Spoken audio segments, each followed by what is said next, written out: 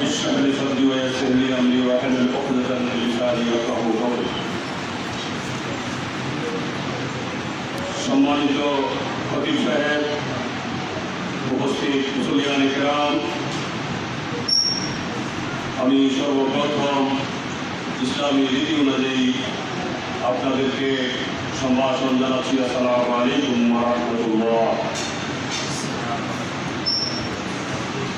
আমরা মহান রব্বুল আলামিনের দরবারে অগণিত অসংখ্য শুকরিয়া জানাচ্ছি।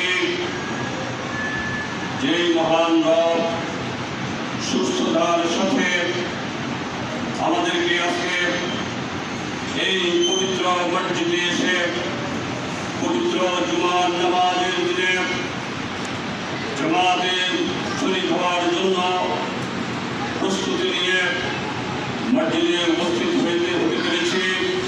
মহান রব্বুল আলামিন সেই তৌফিক দান করেছেন। এই জন্য আমরা সকলেই মহান রব্বুল আলামিনের দরবারে কলেমাতুল শুকর গুজার করি। সকলেই সমস্যায় বলি আলহামদুলিল্লাহ।